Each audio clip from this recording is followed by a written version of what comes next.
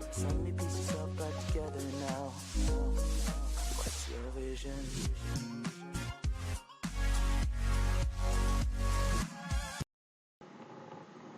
Muy buenos días, mi nombre es Over Samuel González Pineda, soy estudiante del COP Villavicencio en licenciatura en Artes Plásticas y Visuales.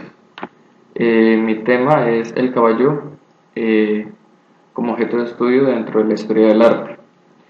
Entonces, el objetivo de este video pues, es manifestar los diferentes caballos a través de la historia, ubicarlos en el contexto cronológico, es decir, a qué periodo de la época pertenece y pues cuál era su función simbólica o social. De esa manera rastrear eso en las obras de arte de la época pues para poder ubicar quiénes eran los que aparecían allí representados y por qué utilizaban ese tipo de caballos, para acceder a la cultura y a los productos sociales y de esta manera pues entender ese entorno social. Desde hace más de 25.000 años los hombres han representado los caballos. Se les ha encontrado junto a las representaciones de otros animales. Se han hallado caballos pintados en las cuevas y también tallados en huesos. La historia de la humanidad va de la mano con la historia del caballo. No se podría hablar de grandes triunfos sin la ayuda pues, de grandes caballos. Sin duda alguna, pues, es ferviente la admiración que ha manifestado el hombre por el caballo, ya que se remonta a la prehistoria. Hecho que podemos constatar por las representaciones pictóricas y escultóricas de nuestros antepasados. Hay que pensar, a buen seguro, cuál sería la sensación que debía producir a nuestros antecesores prehistóricos, pues la contemplación de la locomoción como tal de esta especie, su velocidad y gracia, y pues si no, pues cómo explicar tan enorme esfuerzo artístico en cuanto a estas representaciones. Es de suponer también que las representaciones artísticas de estos pueblos prehistóricos pues se basaban en una realidad concreta, ya que solo parece ser que representaban animales con los que tenían interacción, es decir, animales que vivían, cazaban, etc. Los caballos representados tienen diversas morfologías. Unos son de extremidades cortas y cuerpos rechonchos. Otros, los de las cuevas del norte de España, son más estilizados. Esto ya en cuanto a su pelaje. Pues durante mucho tiempo se ha especulado que algunas de las pinturas prehistóricas, especialmente las de los caballos de colores, que son muy poco habituales en la actualidad, son prueba de la capacidad simbólica de aquellos primeros humanos modernos, ¿sí? Ahora, pues un estudio realizado con ADN antiguo de estos animales ha puesto de manifiesto que estos caballos existieron realmente y en cierto modo eran abundantes, y por tanto los habitantes de estas cuevas se limitaron a retratar lo que veían a su alrededor. Como podemos apreciar en esta imagen del caballo tallado en marfil de Mamco. Entonces, sin duda alguna, los caballos habían sido cazados durante el Paleolítico. Incluso puede que inicialmente su interés por su domesticación se hiciera con la perspectiva de provisión de alimentos, carne y después leche. Pero pues a la hora de intentar cambiar su entorno, ya en el Neolítico los seres humanos pues encontraron en su domesticación un interés añadido, esta vez relacionado con la ayuda y colaboración. Para tal fin resultó trascendente que se fueran sacrificando los animales más desafiantes, dejando selectivamente pues a los más dóciles.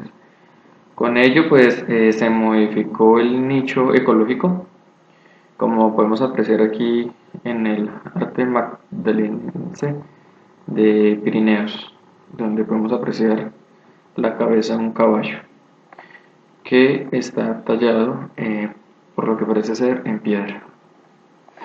Algunos especialistas pues mantienen que el origen de nuestro caballo, el actual Equus Pyrrhus Percevalski, si no estoy mal, si no lo estoy pronunciando mal, originario de las estepas euroasiáticas, pues este es el único caballo salvaje que pues pervive en nuestros días y que su domesticación en estas épocas entre el cuarto y el tercer milenio antes de Cristo, es decir, entre el Neolítico y el inicio de la Edad de Bronce.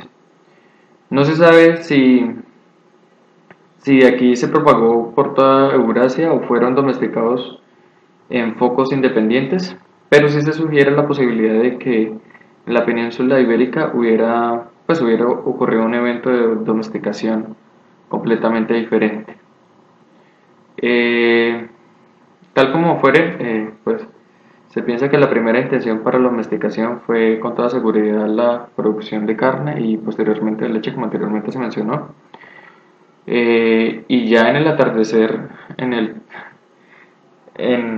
atardecer, por decirlo así, del tercer milenio se añadió un objetivo secundario, el del aprovechamiento de la energía del animal. Entonces aquí es donde podemos ver que también se utilizaron animales como el asno y el onagro, que fueron pues utilizados para trabajos mucho antes del caballo, pues al ser este un animal más fuerte y rápido y por lo tanto más difícil de cazar y manipular.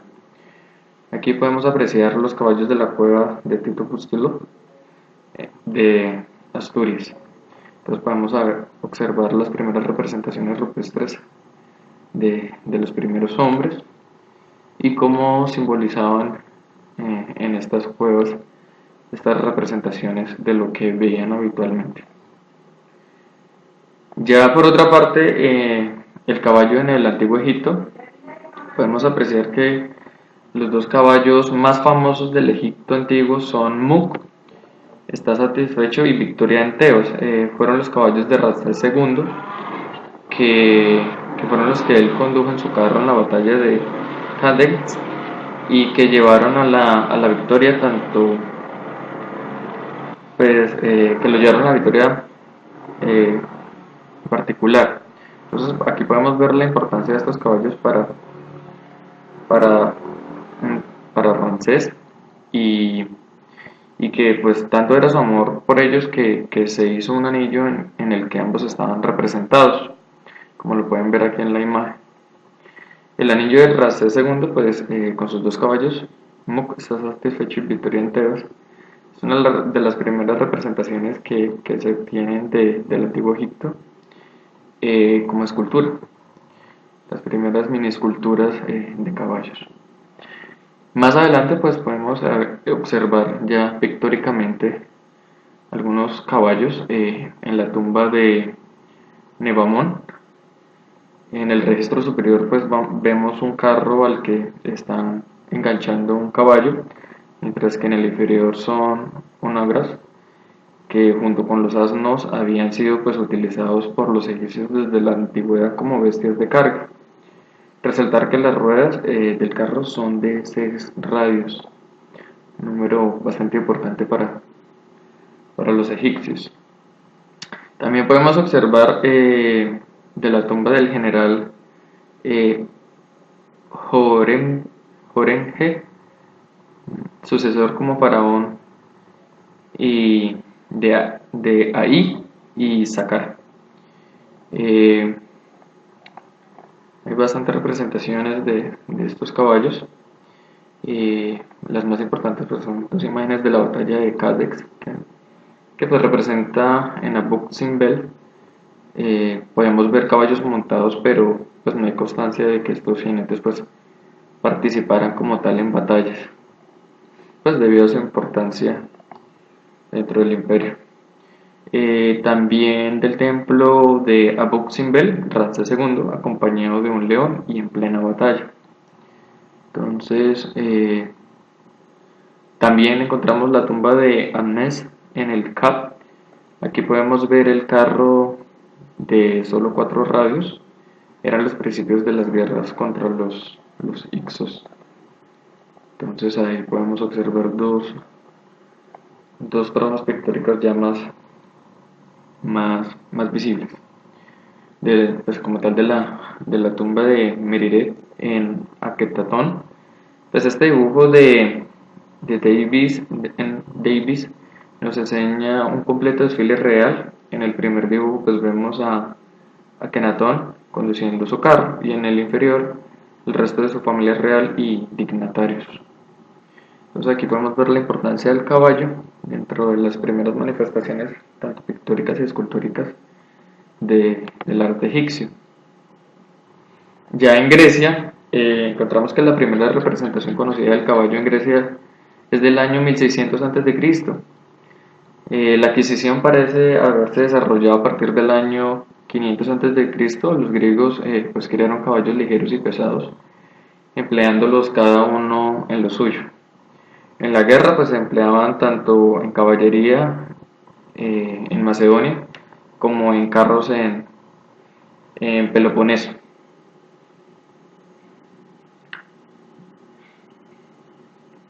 También se utilizaron en los juegos festivos. El caballo de carreras pues otorgaba pues un gran prestigio a sus dueños, era símbolo de prestigio, y los griegos pues estamparon en mármol la fuerza y la belleza de estos animales que, que parecen en su mitología pues sirviendo para asociaciones simbólicas.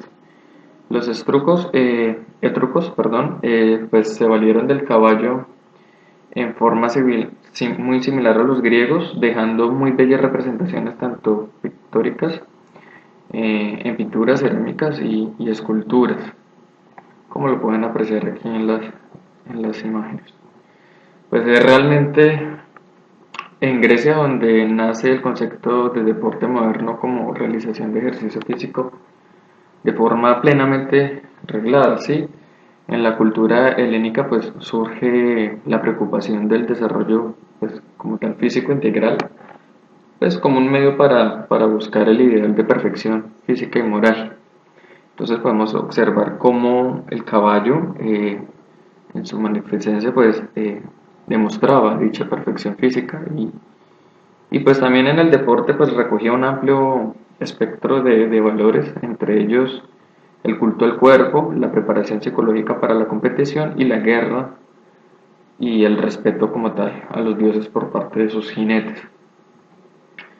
Esta es una escultura arcaica de un caballo realizada en mármol del Museo de la Acrópolis, Atenas de Grecia. También podemos observar el Peloponeso, que es una península de Grecia que debe su nombre a Penélope. Penélope es un personaje mitológico cuya leyenda los griegos representaron en sus pinturas y esculturas. Su historia pues origina la maldición de una familia legendaria que jamás pues pudo escapar de la tragedia. Penélope pues era hijo del rey Tántalo de Anatolia, quien quiso pues como tal ofrendar a los dioses con una exquisita comida, y no tuvo mejor idea que descuartizar a su propio hijo y cocinarlo y servirlo. Su hijo se llamaba Demeter, si no estoy mal. Entonces el dios pues aceptó la ofrenda y comió el hombro izquierdo, mientras que los demás dioses advirtieron el origen, y en lugar de comerse al muchacho pues le devolvieron la vida y reemplazaron su hombro con uno de marfil. Pero además le concedieron una gran belleza, tanto que Poseidón se enamoró de él, lo hizo su amante en el Olimpo y le enseñó a conducir su divino carro. Entonces podemos observar desde, desde cómo desde estas mitologías pues las representaciones de los caballos son muy habituales y, y, y, y muy expuestas a relatar este tipo de mitología. Entonces, más adelante, en el arte de la Grecia helística, podemos observar aquí en la obra La batalla de Isos. El mosaico conocido con el nombre de batalla de Isos pues es una magnífica réplica de una obra pues maestra pictórica griega que se suele atribuir a Filoceno de Eretria, aunque durante algún tiempo pues se apuntó a Apeles como su autor. Pues el maestro tebano Ático debió pintar el fresco, una de las admirables obras de arte de la antigüedad hacia el siglo IV antes de Cristo, eh, y fue encargado por el rey Casandro. Entonces el precioso ejemplar se encontró en una de las opulentas residencias de Pompeya, la casa del Fauno, la célebre copia Pompeya de casi 3,5 metros de longitud, eh, que medía, y pues esta databa del siglo III a.C. Quedó protegida por las cenizas y la lava del Vesubio, siendo descubierta en 1831. También podemos observar que pues la hermosa copia muestra la victoria de Alejandro sobre el rey persa Darío en las batallas de Isos. Sin duda alguna, pues el caballo durante toda la trayectoria de estas batallas pues tuvo una gran importancia, tanto para la velocidad como fuerza a la hora del ataque. Y pues por otro lado, el triunfo del macedonio en esta batalla pues le abrió las puertas a la conquista de Asia. Los enfrentamientos militares entre Darío III y Alejandro Magno pues fueron utilizados por los escultores, ceramistas y mosaístas de la época. La figura del rey macedonio ejerció gran fascinación a lo largo del tiempo. Su representación en la iconografía bélica pues adquirió tanto éxito que pues perdurará hasta la Roma imperial.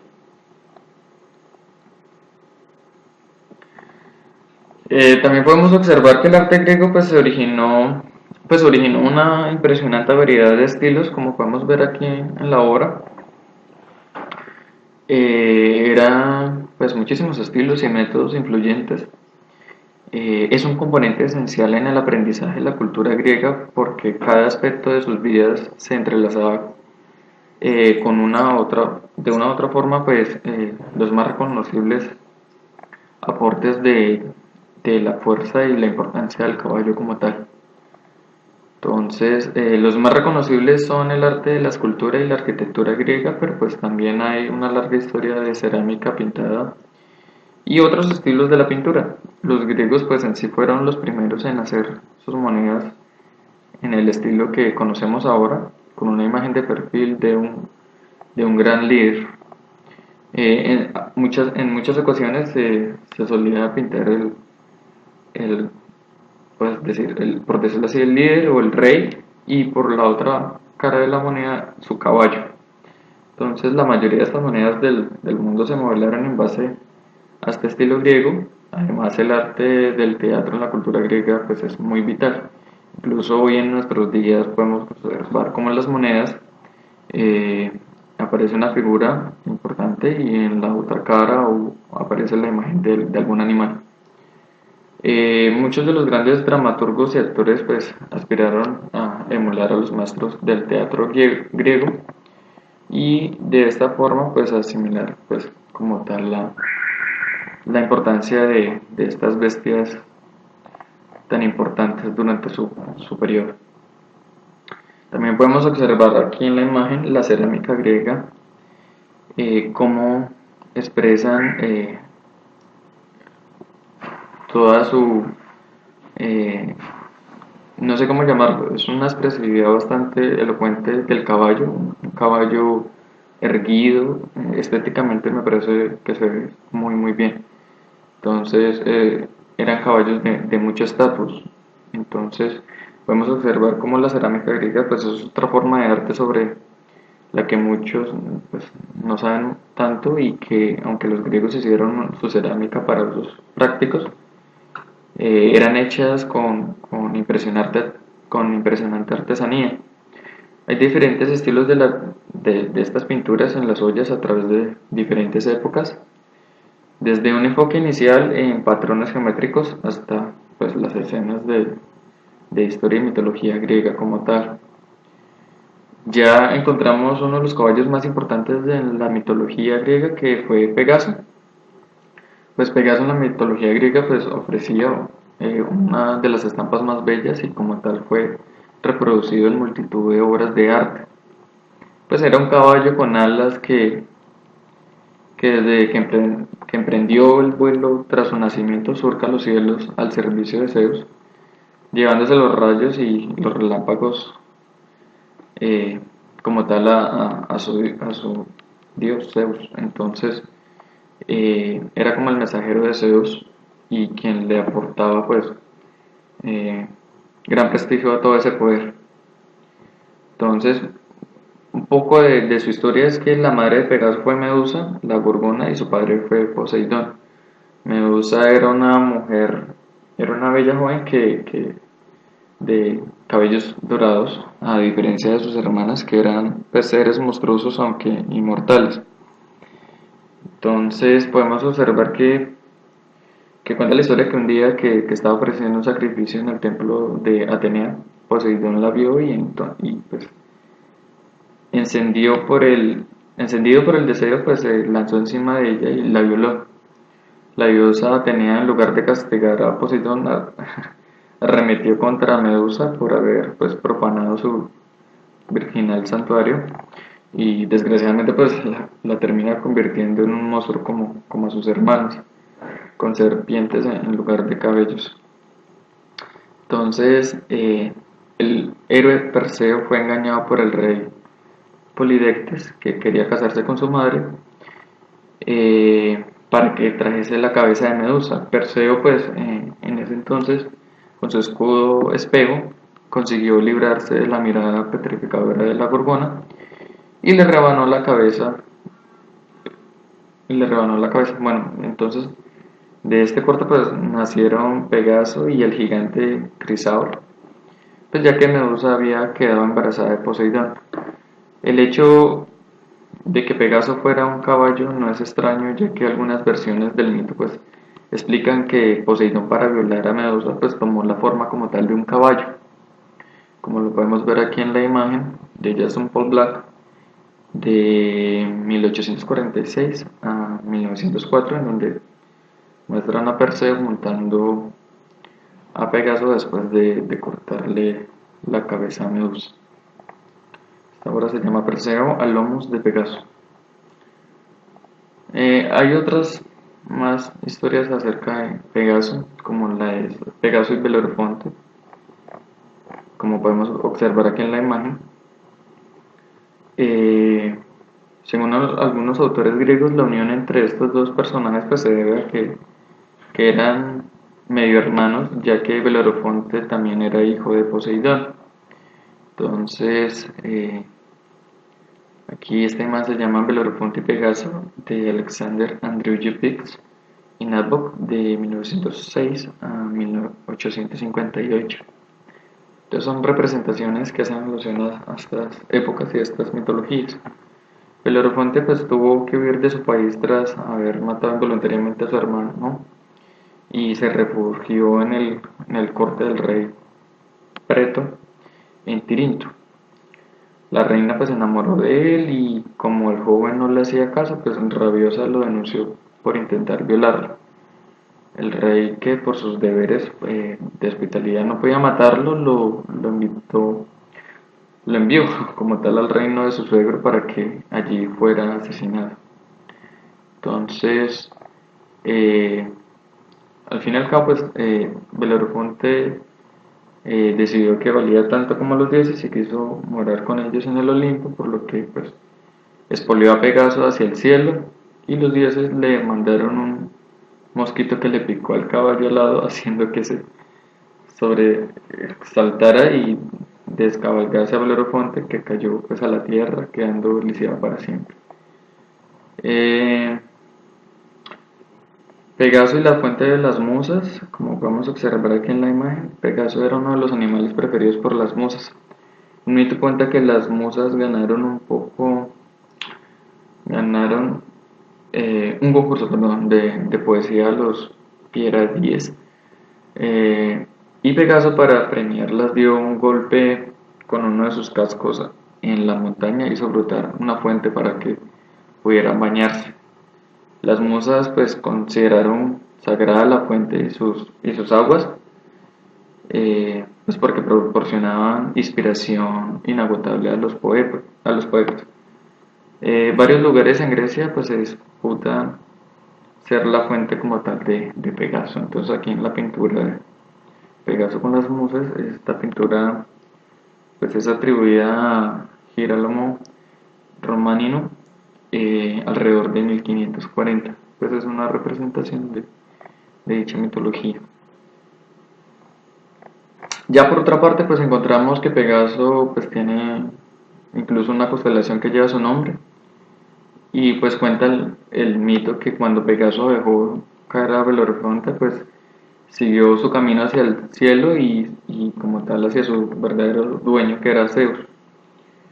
Agradecido por todos sus servicios, lo convirtió en la constelación que pues como hoy conocemos, ya pues lleva su nombre, la constelación de Pegaso. Y eso sería todo hasta el momento. Muchísimas gracias.